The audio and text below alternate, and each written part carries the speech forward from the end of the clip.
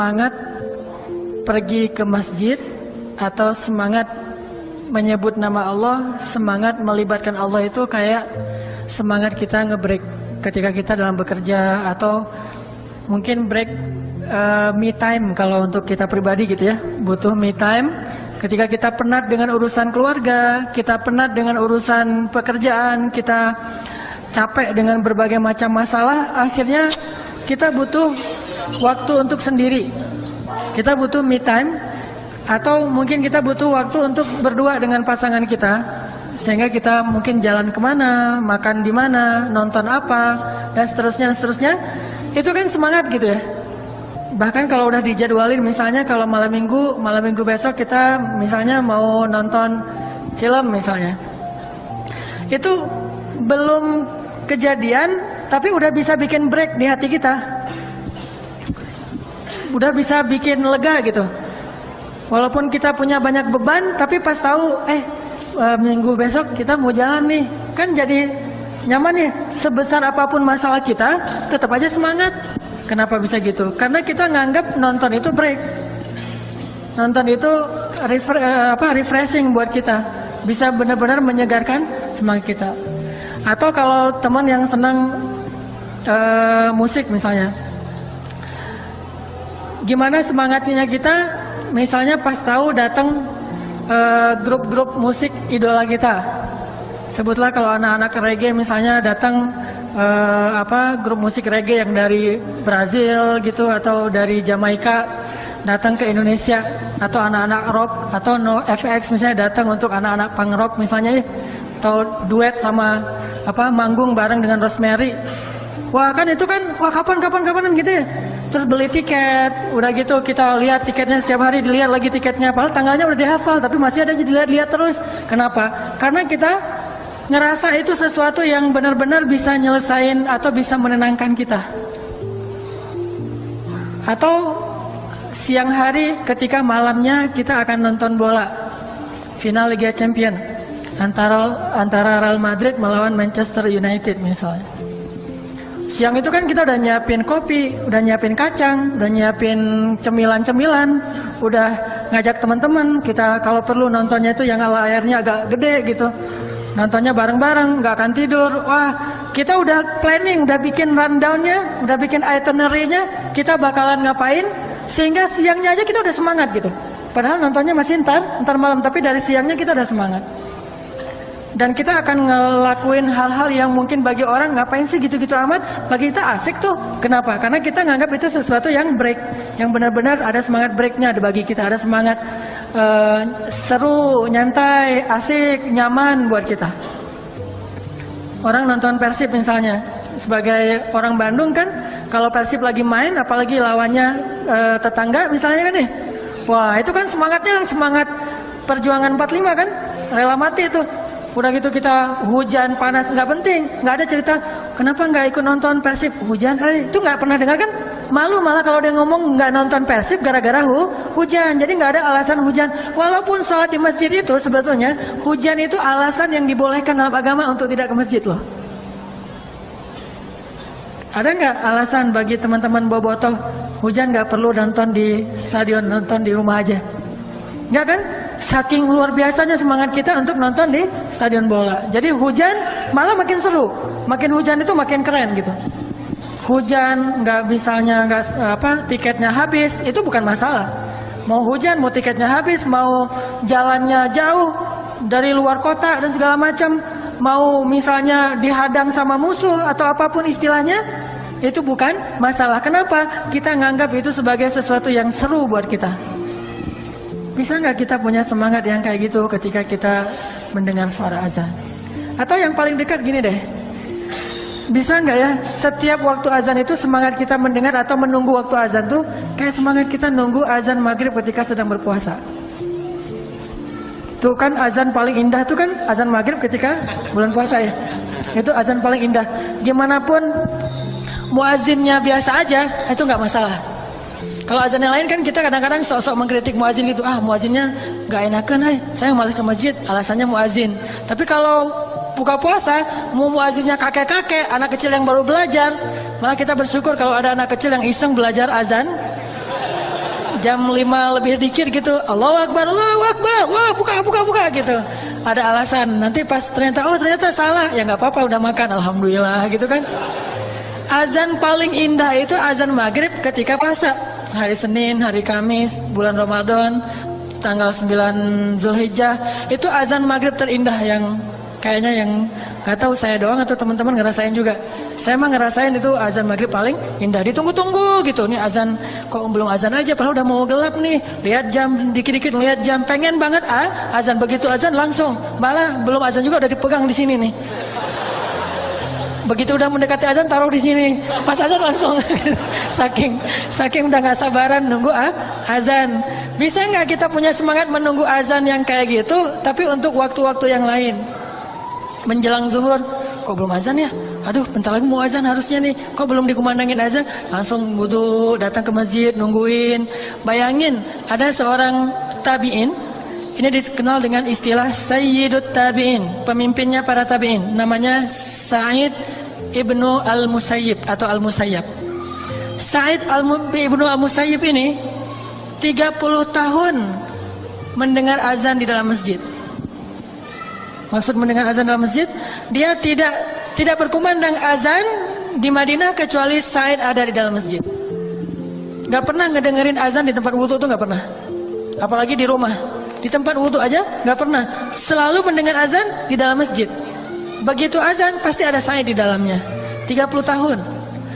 Dan 40 tahun sholat gak pernah melihat punggung orang. Artinya sholatnya di soft pertama terus, nggak pernah ngelihat punggung orang, nggak pernah di soft kedua, apalagi soft belakangan. 50 tahun sholat berjamaah di masjid dari takbiratul ihram bersama imam.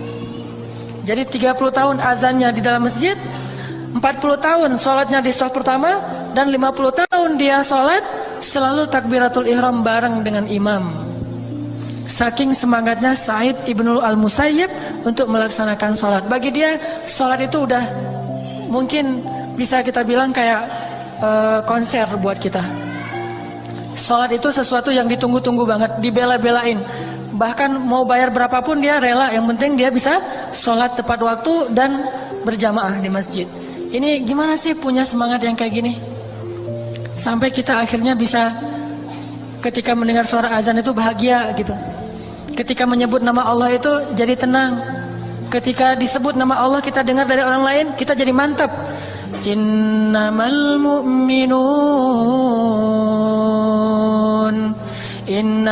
mu'minun alladzina idza dzukirallahu wajilat qulubuhum. Mukmin yang sebenarnya jika disebut nama Allah hatinya gemetar. Wa idza tuliyat 'alaihim ayatuhu zadatuhum imana. Kalau dibacakan ayat Allah, imannya bertambah. Wa 'ala rabbihim yatawakkalun. Bertawakal kepada Allah Subhanahu wa taala, berserah diri kepada Allah. Bisa nggak sih pas dengar azan kalimat Allahu Akbar, Allahu Akbar, langsung gemetar hatinya, gemetar rindu gitu. Kita pengen banget, saya pribadi tuh pengen banget begitu dengan azan tuh rindu gitu. Aduh, dipanggil sama kekasih saya nih, langsung wudu, langsung datang ke masjid dengan perasaan berbunga-bunga, bahagia, dipanggil. Kayak kita di miss call oleh calon kita. Saya bilang calon ya. Kalau saya mah di miss call sama istri. Tapi beda sih di miss call sama istri sama calon gitu, beda. Di miss call sama calon itu lebih cepet datangnya gitu ya. Di miss call sama istri ini pasti mau nagih uang bulanan ini mah. Coba bayangin di miss call oleh istri kita, di miss call oleh calon kita, atau mungkin bagi sebagian orang di miss call oleh pacarnya. Itu miss call tuh di capture sama dia. Lagi miss call keluar suara dia Yayang gitu ya, capture, langsung capture. Jam, tanggal dan segala macam di capture, wah bangga dilihat-lihat. Sekali dapat SMS dihafal SMS-nya. Cuma satu SMS yang dia nggak berani hafal, lo gue N, itu nggak dihafal sama dia. SMS putus. Kalau SMS ya saya terima, atau apapun lah bahasanya, saya belum pernah diterima soalnya ya. Jadi nggak tahu gimana sih rasanya diterima nembak gitu. Bilang aku suka lu sama kamu mau nggak jadi pacar aku? Terus dia jawabnya gimana sih? Kalau yang saya soalnya keseringan dibilang enggak sih, soalnya jadi nggak. Jadi nggak ngerti rasanya iya tuh gimana gitu. Satu-satunya iya yang saya dapatin itu iya menikah. Alhamdulillah gara-gara itu jadi terjaga. Kalau iya untuk jadi pacar belum pernah, jadi nggak tahu rasanya gimana gitu. Yang sering itu enggak malas gitu banget sih sama saya. Jadi gimana bahagianya kita mendapatkan panggilan dari orang yang menurut kita cintai, kekasih kita, idola kita dan seterusnya. Bayangin gak usah kekasih, idola kita aja nge-like postingan kita kan bahagia banget tuh. Ada 1000 like, 999 itu nggak berarti tanpa yang satu itu. Like dari idola kita banget gitu. Wah ternyata dia nge-like saya loh gitu. Langsung nunjukin postingan berikutnya apa? Like itu yang diposting gitu. Jadi dapat like dari yang kita idolain itu di capture, diposting lagi. Di like lagi sama dia 2 kali. Akhirnya dia malas juga, akhirnya dia unfollow.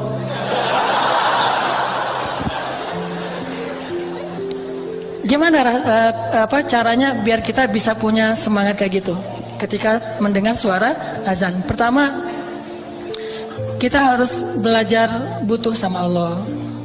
Karena kalau kita butuh, pasti kita akan nunggu-nunggu nih. Kalau kita ngerasa butuh sama Allah, pasti kita akan lebih ringan untuk datang kepada Allah. Analogi paling gampang tuh, saat kita dalam banyak masalah kan kita jadi gampang sholat ya.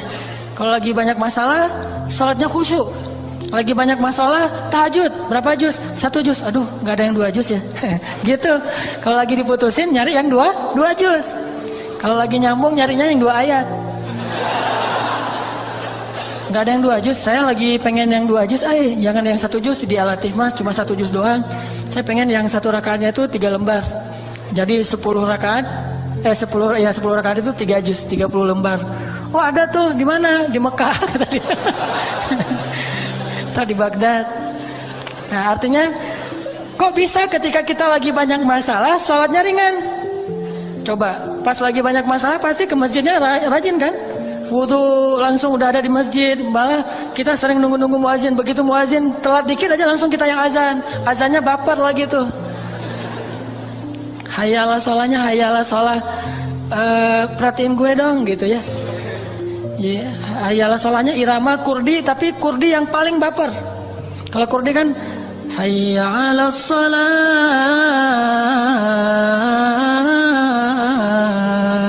Ini lebih baper dari itu.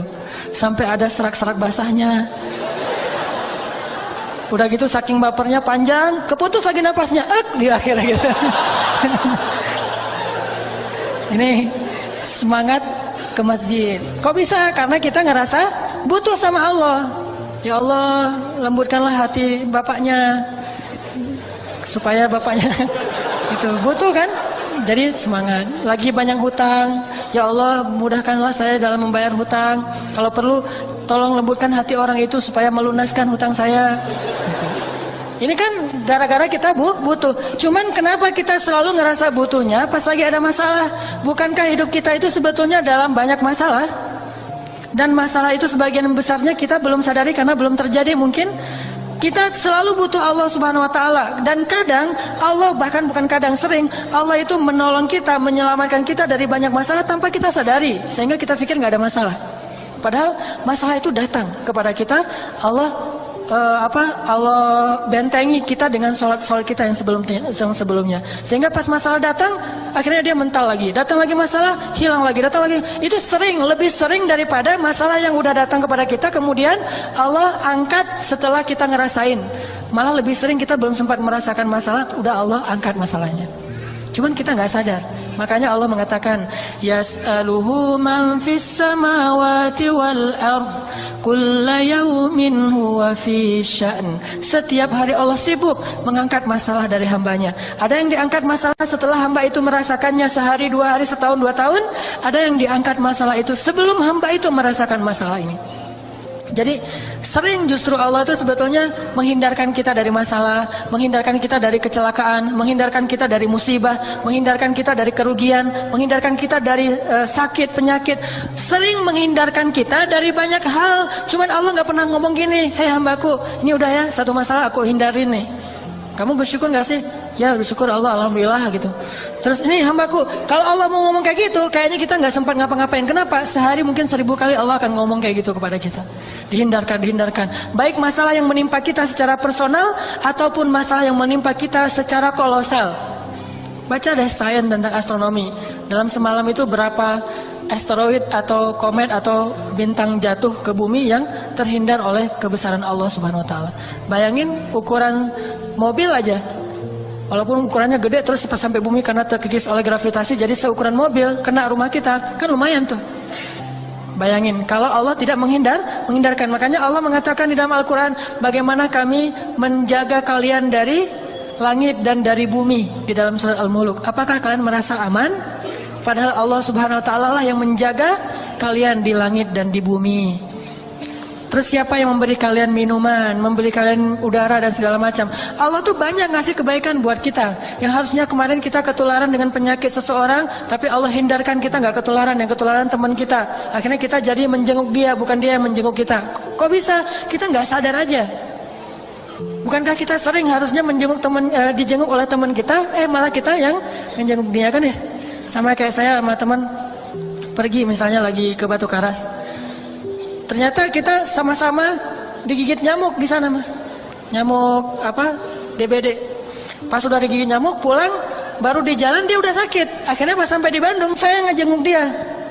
Walaupun seminggu kemudian dia jenguk saya sih.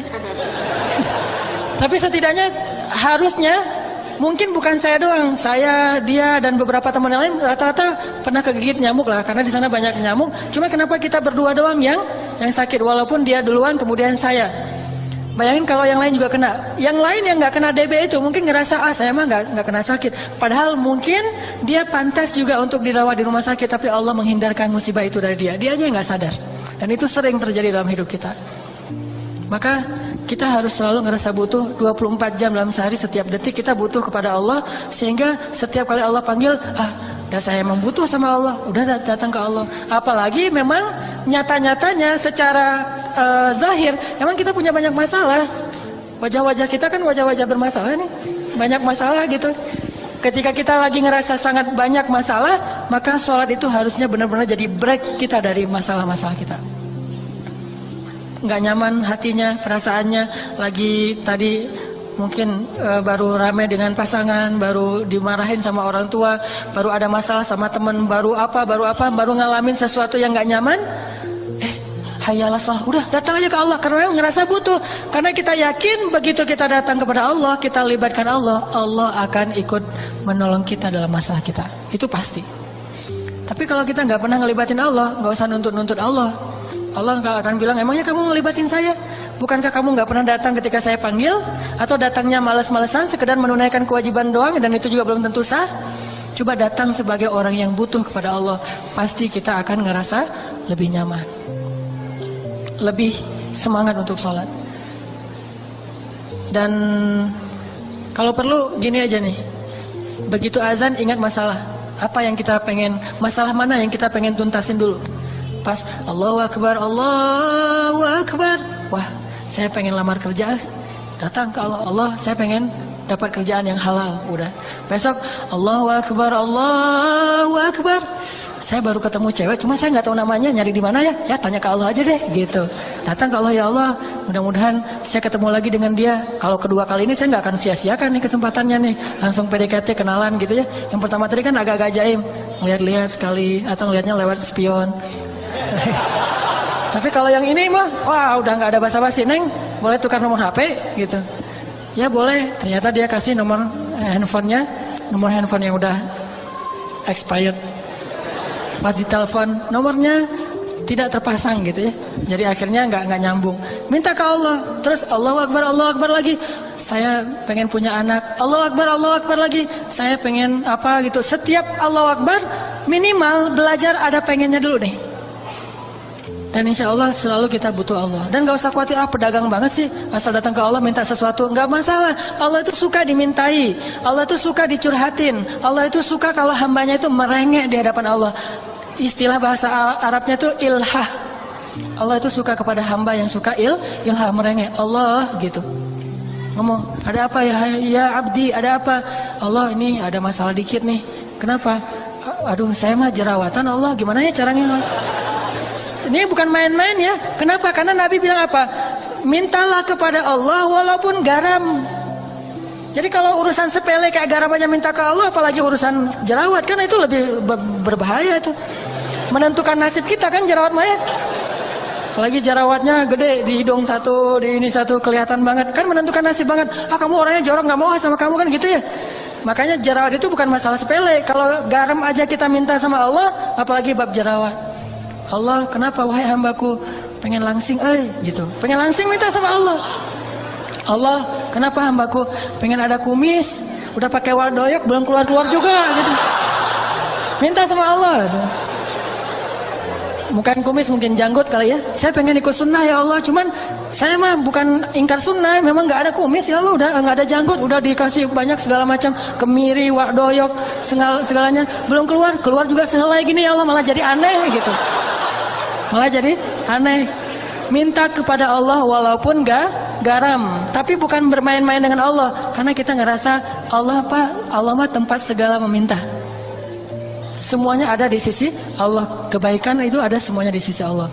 Tabarakalladzi biyadihil mulk wa huwa ala kulli syai'in qadir. Ya ayyuhalladzina amanu ista'inu bis sabri was salah. Wahai orang yang beriman, mintalah pertolongan kepada Allah dengan sabar dan salat.